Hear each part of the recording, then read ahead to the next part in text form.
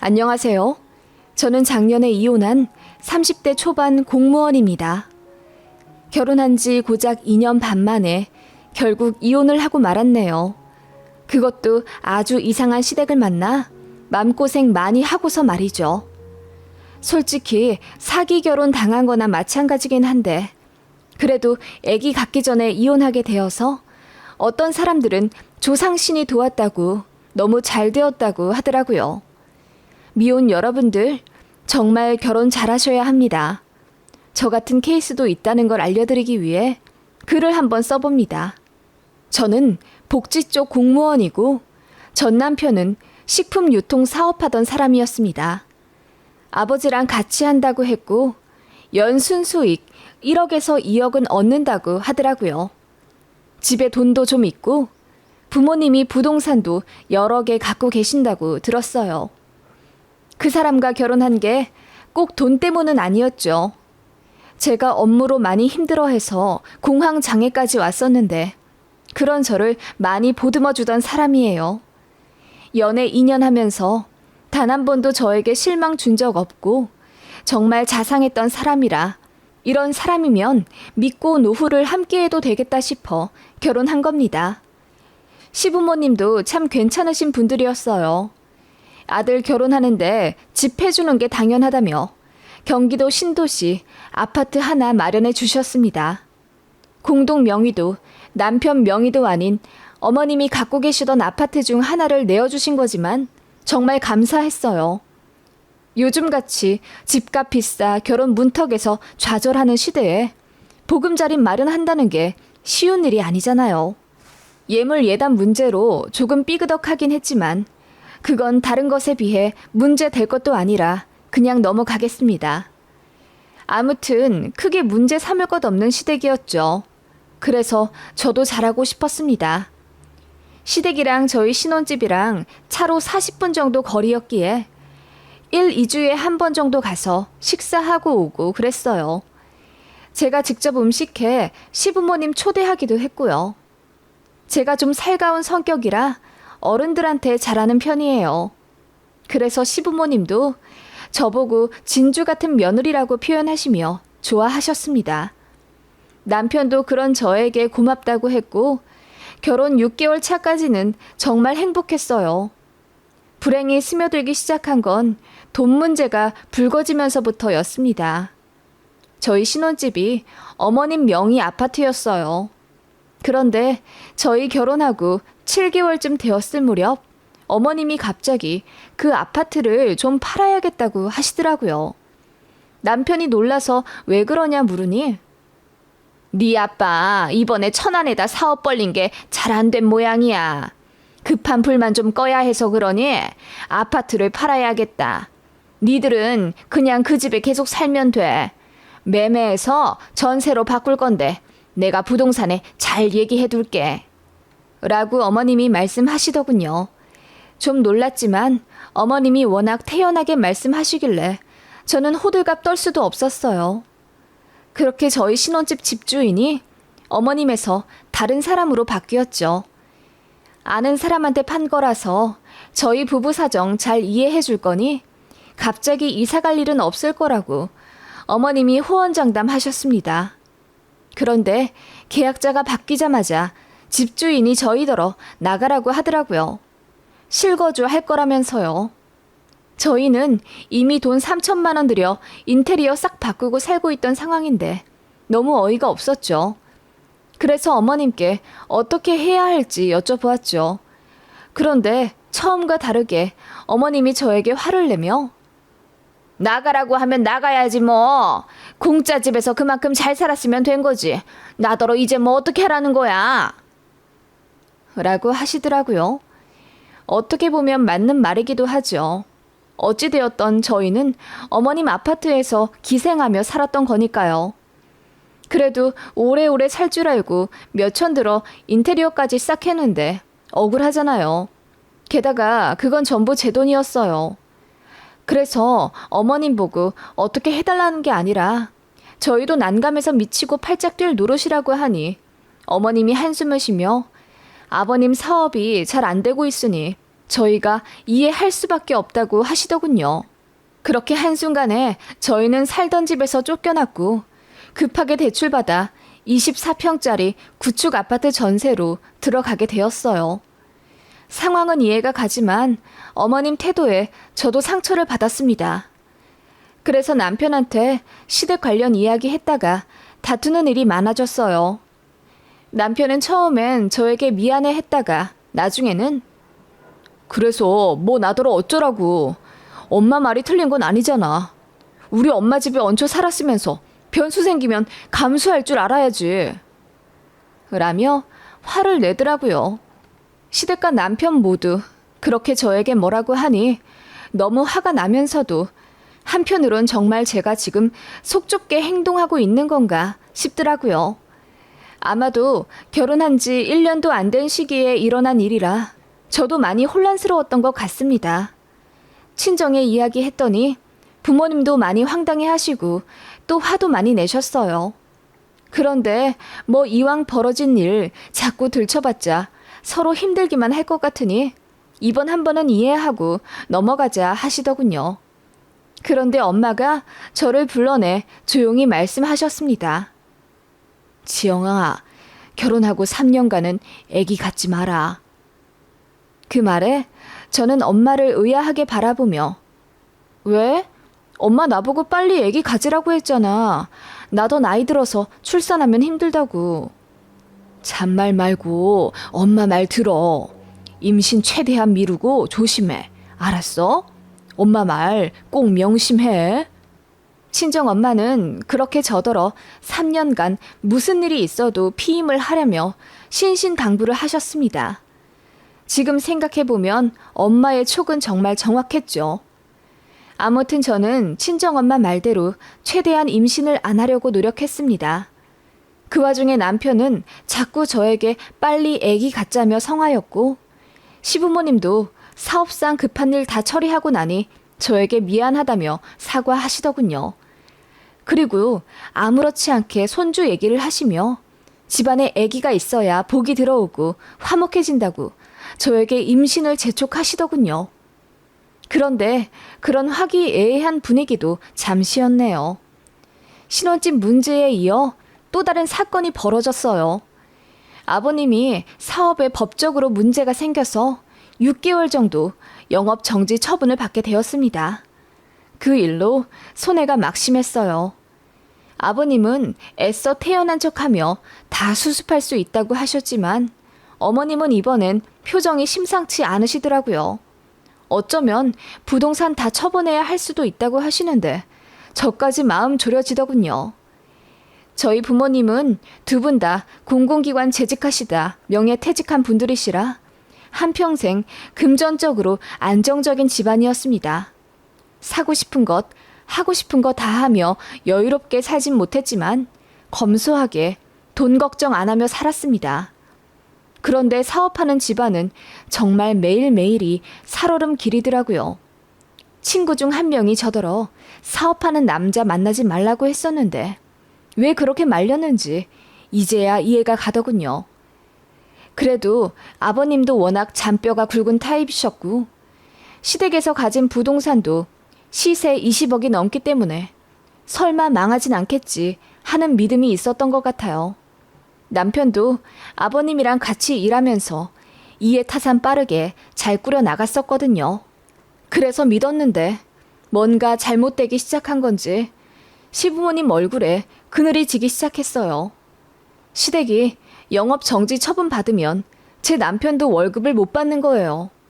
정말 난감해서 어떻게 해야 할지 모르겠더라고요. 그런데 남편이 먼저 저에게 이야기하더군요.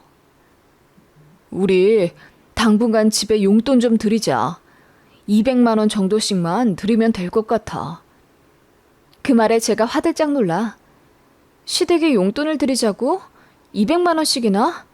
내 월급이 200만 원 조금 넘는데 그럼 그걸 몽땅 다 드리면 우린 무슨 돈으로 생활해? 라고 했더니 남편이 그러더군요.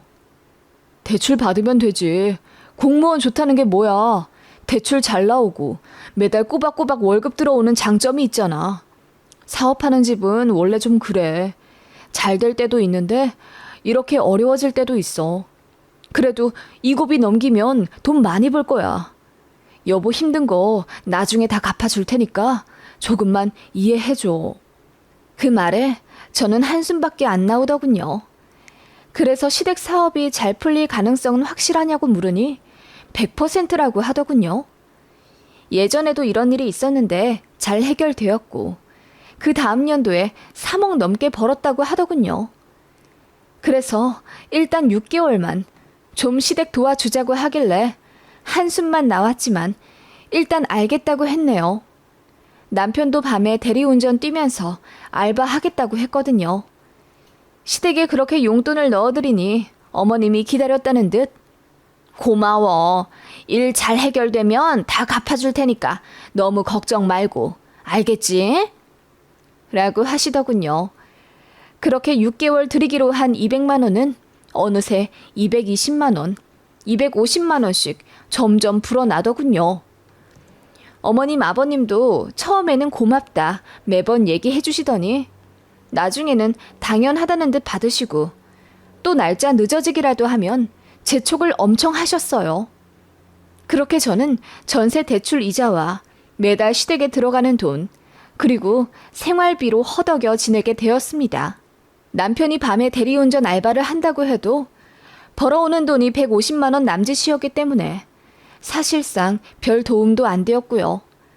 살면 살수록 눈덩이처럼 불어나는 빚을 처음으로 겪어봐서 저는 가슴이 매일 뛰는 불안장애를 겪게 되었어요.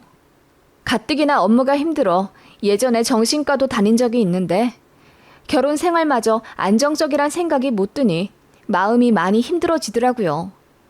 그래서 한동안 끊었던 약을 다시 먹게 되었습니다. 남편도 많이 미안해했어요. 본인도 어쩔 수가 없는 상황에 답답해하는 게 느껴져서 저도 뭐라 원망을 못하겠더라고요.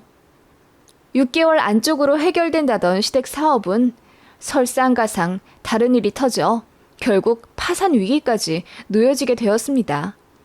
시어머니가 부랴부랴 가지고 있던 부동산들 다 처분했는데도 잘 안 풀리는 것 같더라고요. 시부모님 두 분 다 서초며 양재며 관공서와 변호사 사무실, 세무사 사무실 매일같이 드나드는데도 결국 해결을 못하셨는지 머리 싸매고 누우셨습니다. 그리고 저 결혼한 지 2년쯤 되었을 때 시댁 사업이 완전히 부도가 났어요. 시댁 아파트까지 내놓아 팔았는데도 수습이 안 되어 빚이 거의 12억 정도 남게 되었습니다. 저는 정말이지 이해가 안 가더라고요. 어떻게 사업이 망한다고 한순간에 빚이 생기지? 싶었는데 자세히 알아보니 아버님이 무리하신 부분이 있더라고요. 일은 이미 벌어졌고 수중에 남은 건 빚뿐이니 어머님이 대성통곡을 하시더라고요. 아버님은 끊었던 담배에 손을 대셨고요. 남편은 관련 계통으로 취직하면 된다지만 아무래도 본인도 같이 몸담았던 가족 회사다 보니 많이 힘들어했어요. 저 역시 막막하더라고요. 이대로 계속 저는 시댁에 생활비 들이며 살아야 하는 건가 싶어서 눈앞이 아찔해져 오기 시작했어요. 그런 제 맘을 눈치챈 건지 남편이 저에게 엄청나게 잘하기 시작하더라고요. 제가 떠나기라도 할까 봐서인지 집안일도 더 하고 혹시라도 제 심기 거슬릴까 말 한마디 조심하더군요.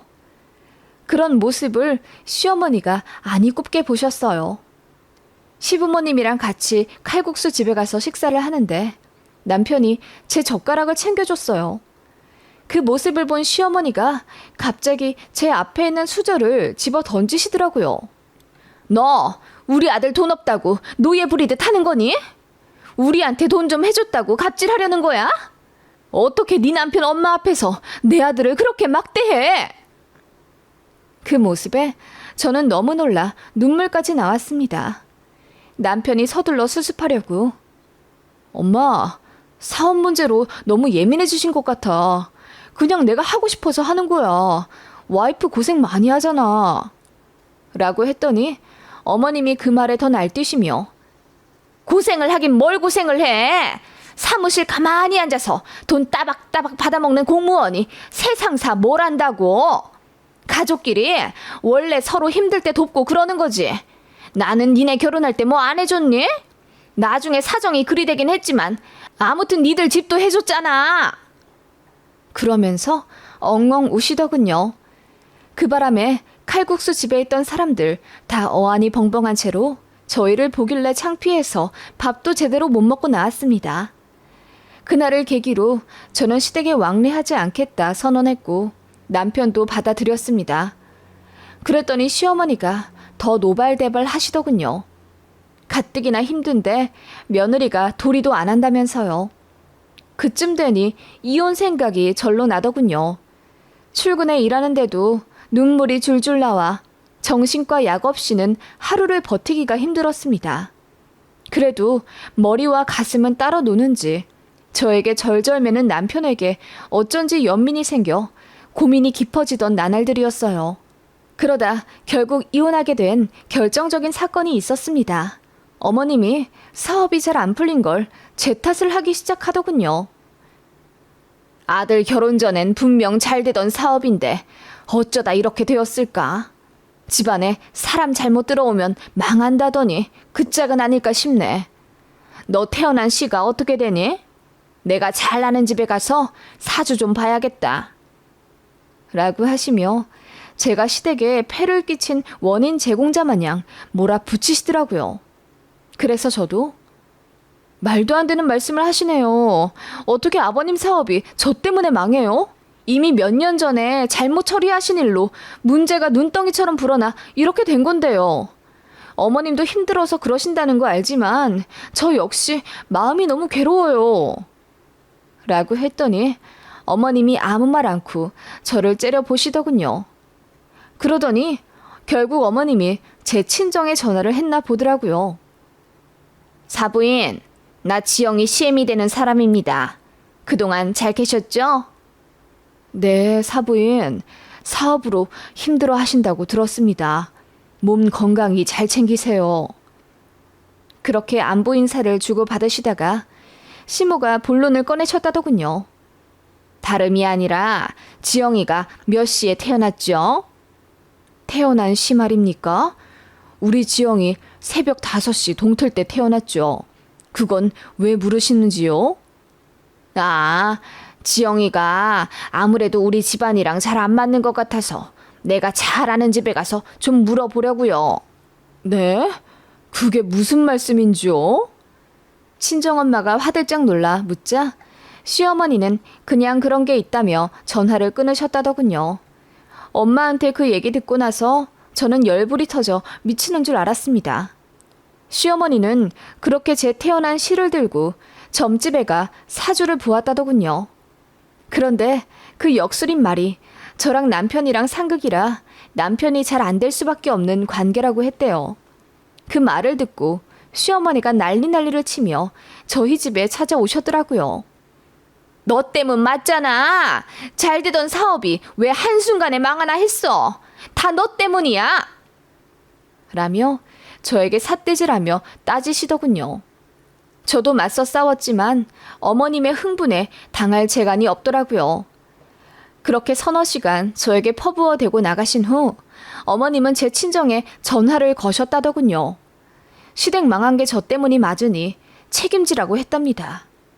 친정엄마가 그게 무슨 말도 안 되는 소리냐며 황당해 하니까 시어머니가 엉망진창 사주를 가진 딸을 보냈으면 책임을 지라고 했다는 거예요. 지영이 때문이니까 사부인도 책임의식을 가지셔야죠.